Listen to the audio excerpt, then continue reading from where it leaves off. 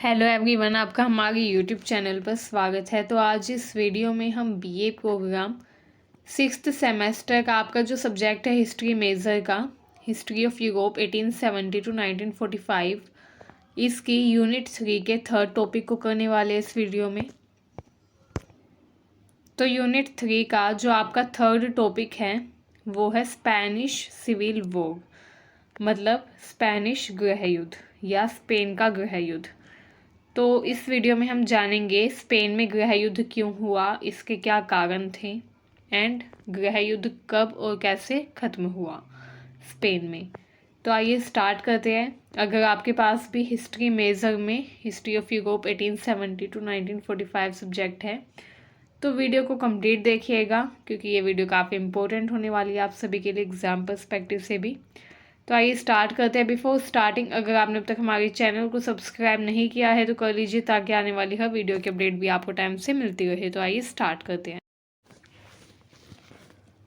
तो आइए अगर हम बात करें स्पेनिश गृह युद्ध की, जो कि स्पेन में हुआ था।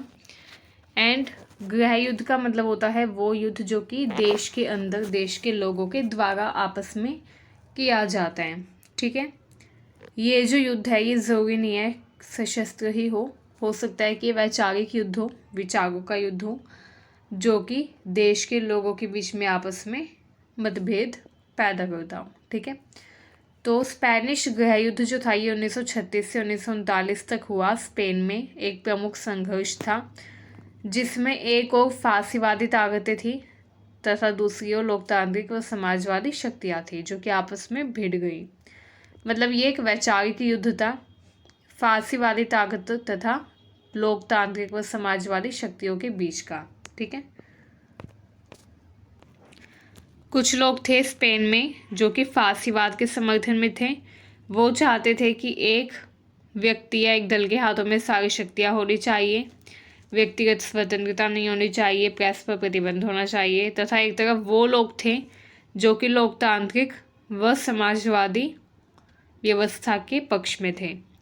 तो इस तरीके से ये एक वैचारिक युद्ध था जो कि स्पेन की जनता के बीच में आपस में था। कुछ लोग फांसीवादी ताकतों के समर्थन में थे, कुछ लोग लोकतांत्रिक व समाजवादी शक्तियों के समर्थन में थे।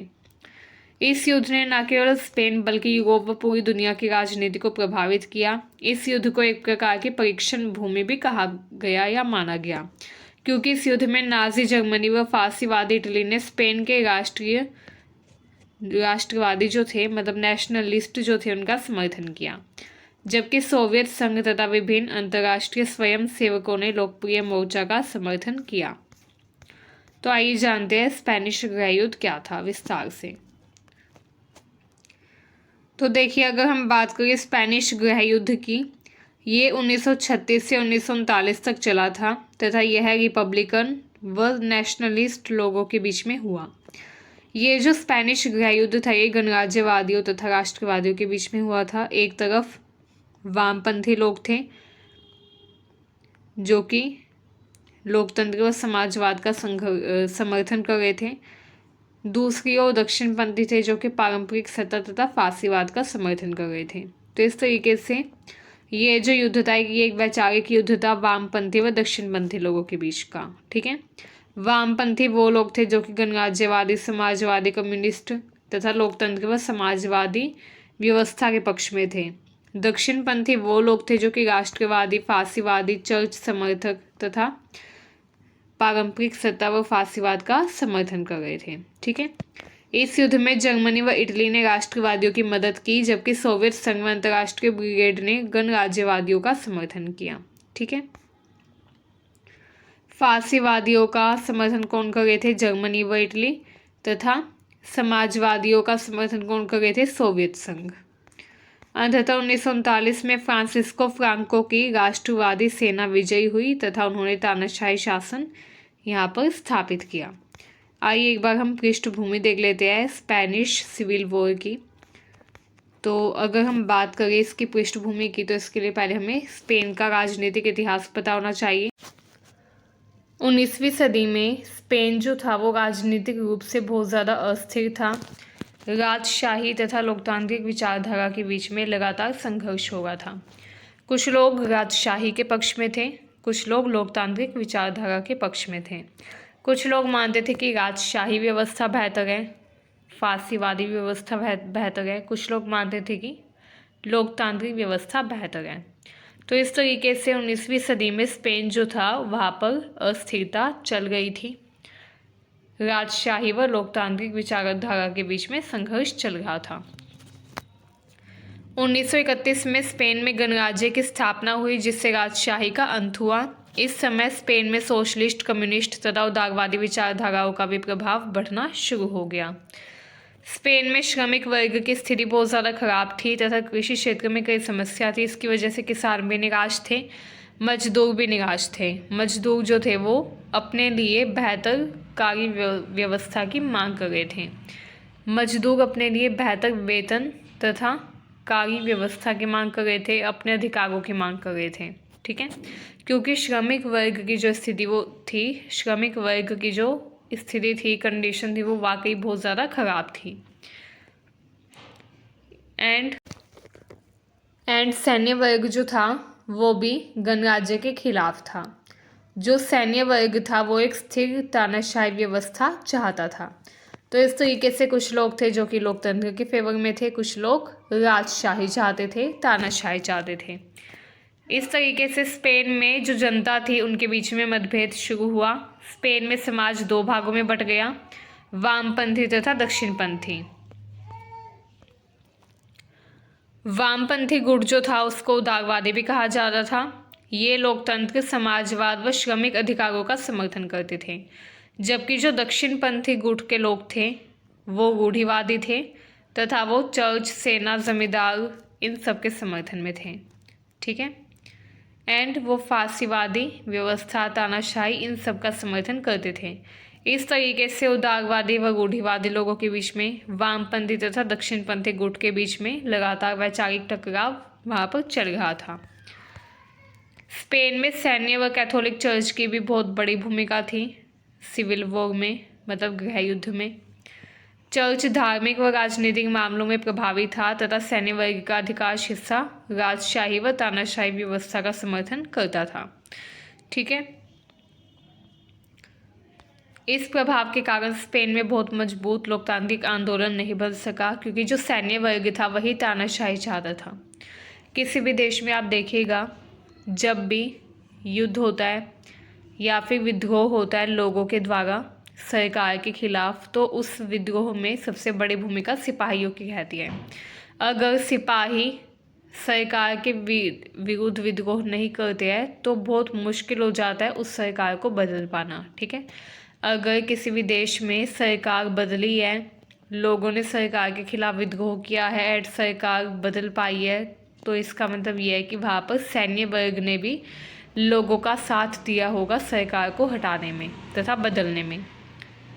एंड क्योंकि स्पेन में क्या हुआ था, स्पेन में जो सैन्य वर्ग था वो ही राजशाही व तानाशाही चाहता था।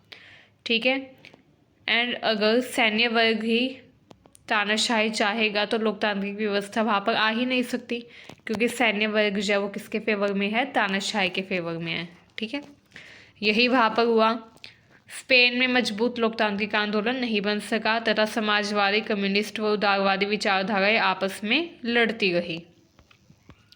19वीं शताब्दी व 20वीं शताब्दी की शुरुआत में स्पेन में राजशाही, गणतंत्र तथा सैन्य तानाशाही का मिश्रण देखने को मिला।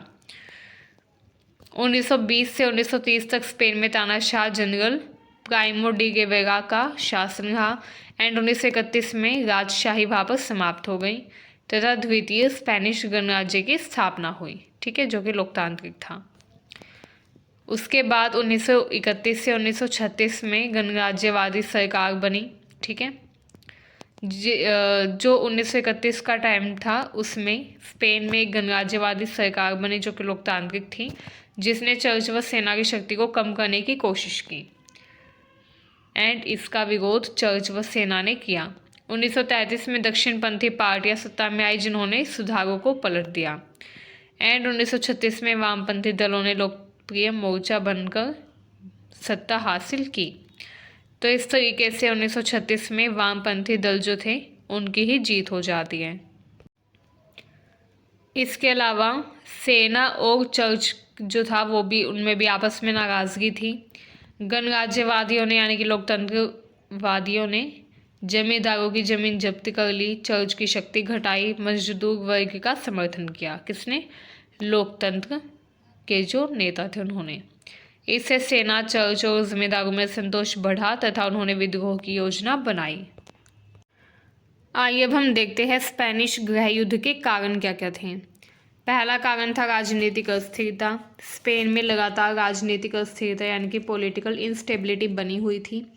1931 में गणराज्य की स्थापना हो गई थी, इसके बावजूद देश में समाजवादी तथा उदारवादी विचारधाराओं के बीच में क्या हुआ था? संघर्ष हो रहा था। ठीक है, गणराज्य की स्थापना होने के बावजूद कुछ लोग थे जो कि समाजवाद तथा उदारवाद का समर्थन कर रहे थे तथा गणराज्य का विरोध कर रहे थे। इस तरीके से वहाँ पर राजनीतिक अस्थिरता बनी हुई थी। सरकार को रोजगार, कृषि सुधार तथा भूमि सुधार जैसे मामलों में कोई स्थिर नीति अपनाने में असमर्थता का सामना करना पड़ रहा था। सरकार जो थी वो असमर्थ थी कोई भी सुधार करने में, चाहे वो कृषि सुधार हो, भूमि सुधार हो या रोजगार के अवसर प्रदान करना हो। सरकार कोई भी फैसला लेने में असंतुष्ट तथा असहाय महसूस कर रही थी। नेक्स्ट है कड़ी सामाजिक असमानता। स्पेन में जमींदारों तथा चर्च के पास बहुत ज़्यादा शक्ति थी, जबकि श्रमिक वर्ग तथा किसानों की स्थिति बहुत ज़्यादा बुरी थी। किसानों तथा श्रमिक वर्ग के पास कुछ भी नहीं था, ना उनके पास ज़मीन थी, ना उनके पास धन था, एंड उनकी स्थिति काफ़ी ज़्यादा भयावह थी। अशांति व असंतोष इसी कारण बढ़ता गया तथा जमींदार व चर्च जो थे तथा श्रमिक वर्ग व किसान जो थे उनके बीच में खाई जो थी वो भी बढ़ती गई। ठीक है, इस तरीके से सामाजिक असमानता फैल गई पूरे स्पेन में। जमींदार तथा चर्च जो थे वो काफ़ी ज़्यादा अमीर होते जा रहे थे, श्रमिक वर्ग तथा किसान जो थे वो लगातार गरीब होते जा रहे थे। इस तरीके से सामाजिक असमानता बढ़ती जा रही थी। ठीक है, एंड जितनी ज़्यादा सामाजिक असमानता होगी, गृह युद्ध होने के चांसेस उतने ज़्यादा बढ़ जाएंगे। यही वहाँ पर हो रहा था। नेक्स्ट है सेना व चर्च का विरोध। स्पेन की सेना तथा कैथोलिक चर्च जो थे वो गणराज्य के खिलाफ थे, क्योंकि वो तानाशाही स्थापित करना चाहते थे। वो चाहते थे कि तानाशाही व्यवस्था स्पेन में स्थापित कर दी जाए। तानाशाही व्यवस्था के वो समर्थन में थे। ठीक है, 1936 में एक मिलिट्री विद्रोह हुआ, एक सैन्य विद्रोह हुआ जिसका नेतृत्व जनरल फ्रांसिस फ्रैंको ने किया, एंड इसी को नेशनलिस्ट के रूप में जाना जाता है। ठीक है, इस तरीके से वहाँ पर सेना और चर्च ने विरोध किया, किसका? गणराज्य का, लोकतंत्र का, एंड उन्होंने तानाशाही का समर्थन किया। ये भी एक मुख्य कारण था कि वहाँ पर फिर तानाशाही व्यवस्था बाद में आई। ठीक है, नेक्स्ट अंतर्राष्ट्रीय प्रभाव और समर्थन। स्पेनिश गृह युद्ध का एक कारण अंतर्राष्ट्रीय प्रभाव भी था, जैसे जो दूसरे क्षेत्र थे, जैसे यूरोप में नाजीवाद और फांसीवाद का प्रसार हो रहा था। फांसीवादी देश जैसे जर्मनी और इटली जो थे, इन्होंने नेशनलिस्ट का समर्थन किया, राष्ट्रवादियों का समर्थन किया, जबकि सोवियत संघ जो था इसने गणराज्य का समर्थन किया, लोकप्रिय मोर्चा का समर्थन किया। ठीक है, फ्रांसिस फ्रांको का भी बहुत ही मुख्य नेतृत्व रहा स्पेनिश गृह युद्ध में। जनरल फ्रांसिस फ्रैंको ने नेशनलिस्ट का नेतृत्व किया, राष्ट्रवादियों का नेतृत्व किया। उन्होंने गणराज्य विरोधी सैन्य विद्रोह शुरू किया, गणराज्य का उन्होंने विरोध किया तथा वो तानाशाही व्यवस्था स्थापित करना चाहते थे। कौन? Francis Franco. फ्रैंको ने सैन्य तानाशाही की स्थापना का वादा किया, जिसे व्यापक समर्थन मिला। फ्रैंको की विचारधारा में नस्लीय श्रेष्ठता का तथा कैथोलिक धर्म व राष्ट्रीयता का ही महत्व था। ठीक है, आइए अब जानते हैं स्पेनिश गृह युद्ध का स्वभाव कैसा था। Nature of Spanish civil war.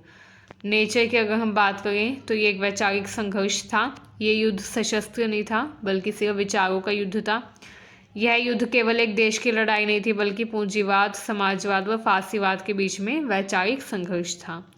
गणराज्यवादी जो थे वो समाजवाद व लोकतंत्र का समर्थन कर रहे थे। राष्ट्रवादी जो थे वो तानाशाही, चर्च व सैन्यवाद का समर्थन कर रहे थे। दूसरा देखिए अंतर्राष्ट्रीय हस्तक्षेप। ये जो स्पेनिश गृह युद्ध था ये सिर्फ स्पेन तक सीमित नहीं रहा था, क्योंकि इसमें बहुत सारी विदेशी ताकतों ने हिस्सा लिया। जैसे जर्मनी और इटली जो था इसने भी इसमें हिस्सा लिया। जर्मनी और इटली के फ्रांसिस फ्रैंको के राष्ट्रवादियों का समर्थन किया। ठीक है, जर्मनी और इटली ने क्या किया? फ्रांसिस फ्रांको का समर्थन किया, फ्रांसिस फ्रांको के राष्ट्रवादियों का समर्थन किया। सोवियत संघ ने गणराज्यवादियों का समर्थन किया। ब्रिटेन और फ्रांस ने तटस्थ रहकर अप्रत्यक्ष रूप से गणराज्यवादियों की मदद की। एंड अंतर्राष्ट्रीय ब्रिगेड ने समाजवादी व कम्युनिस्ट समर्थकों का समर्थन किया। ठीक है, इसके अलावा इस गृह युद्ध में हिंसा भी हुई, अत्याचार भी हुआ। दोनों पक्षों ने नरसंहार, हत्या व दमनकारी नीतियां अपनाई। राष्ट्रवादियों ने लाखों गणराज्यवादियों को मार डाला या फिर जेल में डाल दिया। गणराज्यवादियों ने भी कई चर्चों, पुजारियों तथा दक्षिणपंथी समर्थकों को निशाना बनाया। इस तरीके से ये युद्ध हिंसक भी रहा। ठीक है, आइए अब हम देखते हैं स्पेनिश गृह युद्ध के क्या प्रभाव रहे। Impact of Spanish civil war. अगर हम स्पेनिश गृह युद्ध के प्रभाव देखें तो इसका पहला प्रभाव था भारी मानव व आर्थिक क्षति। इस युद्ध में 5 लाख से अधिक लोग मारे गए, जिसमें सैनिकों तथा नागरिकों की बड़ी संख्या में मृत्यु हुई। ठीक है, अर्थव्यवस्था पर गंभीर प्रभाव पड़ा। स्पेन की अर्थव्यवस्था बुरी तरीके से नष्ट हो गई। दूसरा, फांसीवादी शासन की स्थापना। 1939 में ये जो स्पेनिश गृह युद्ध था ये समाप्त हुआ। एंड इसके समाप्त होने के बाद फ्रांसिस्को फ्रांको ने स्पेन में फांसीवादी तानाशाही की स्थापना कर दी। फ्रांस में किसकी स्थापना हुई? फांसीवादी तानाशाही की। फ्रैंको ने स्पेन में एकल दल शासन स्थापित किया तथा लोकतांत्रिक स्वतंत्रताओं को समाप्त कर दिया। नेक्स्ट है अंतर्राष्ट्रीय प्रभाव। स्पेनिश गृह युद्ध ने फांसीवाद व नाजीवाद के खतरे को स्पष्ट किया। ये युद्ध द्वितीय विश्व युद्ध के लिए एक प्रारंभिक संकेत था तथा इसने यूरोप में फांसीवादी ताकतों के विकास को भी बढ़ावा दिया। नेक्स्ट है राजनीतिक अस्थिरता। स्पेन में फ्रैंको के शासन के कारण लगभग 40 वर्षों तक राजनीतिक अस्थिरता तथा दमन बना रहा। फ्रैंको के शासन के दौरान लोकतांत्रिक आंदोलन दबाए गए तथा स्पेन में स्वतंत्रता व मानवाधिकारों का उल्लंघन हुआ। नेक्स्ट है स्पेनिश गृह युद्ध का समापन। तो कैसे स्पेनिश गृह युद्ध समाप्त हुआ ये जानते हैं। 1 अप्रैल 1939 को फ्रांसिस्को फ्रांको ने आधिकारिक तौर पर जीत की घोषणा की तथा स्पेन पर पूर्ण नियंत्रण अपना स्थापित कर लिया। एंड स्पेन में उसने फांसीवादी शासन की शुरुआत की। फ्रैंको का शासन जो था, फ्रांसिस्को फ्रांको का शासन 1939 से 1975 तक रहा स्पेन में। एंड स्पेन में इस टाइम पीरियड में तानाशाही शासन रहा। इस दौरान स्वतंत्रता, लोकतंत्र तथा राजनीतिक अधिकारों का दमन किया गया तथा स्पेन को एक मजबूत सैन्य राज्य बनाया गया। इस तरीके से स्पेन क्या बन गया? एक मजबूत सैन्य राज्य बन गया। ठीक है, क्योंकि वहाँ पर तानाशाही आ गई, वो भी सैन्य तानाशाही। एंड जब तानाशाही होती है किसी देश में तो स्वतंत्रता, लोकतंत्र व राजनीतिक अधिकार भंग कर दिए जाते हैं, व्यक्ति से छीन लिए जाते हैं। वही वहाँ पर हुआ, लोगों से स्वतंत्रता तथा राजनीतिक अधिकार छीन लिए गए, लोकतंत्र हटा दिया गया। निष्कर्ष देखिए, स्पेनिश गृह युद्ध एक महत्वपूर्ण ऐतिहासिक घटना थी जिसने न केवल स्पेन बल्कि पूरी दुनिया की राजनीति पर गहरा प्रभाव डाला। इस युद्ध ने फांसीवाद, समाजवाद तथा लोकतंत्र के बीच संघर्ष को स्पष्ट किया तथा द्वितीय विश्व युद्ध के लिए एक कड़ी प्रदान की। युद्ध के बाद फ्रांसिस्को फ्रांको का तानाशाही शासन स्पेन पर हावी रहा। एंड इससे स्पेन में राजनीतिक और सामाजिक बदलावों की जो गति थी वो भी धीमी हो गई। इस वीडियो में हमने जाना स्पेनिश गृह युद्ध के बारे में। यहीं पर हमारी वीडियो कंप्लीट होती है एंड ये चैप्टर भी कंप्लीट होता है एंड यूनिट 3 भी कंप्लीट होती है। अगर आपको वीडियो अच्छी लगी हो तो चैनल को सब्सक्राइब करें। नेक्स्ट वीडियो में हम यूनिट 4 करेंगे जिसमें हम पढ़ेंगे वर्ल्ड वॉर 2 के बारे में, द्वितीय विश्व युद्ध के बारे में, जो कि 1939 में शुरू हुआ एंड 1945 तक रहा। तो आई होप ये वीडियो आपको अच्छी लगी। अगर आपको वीडियो अच्छी लगी हो तो चैनल को सब्सक्राइब करिए, वीडियो को शेयर करिए। Thank you very much.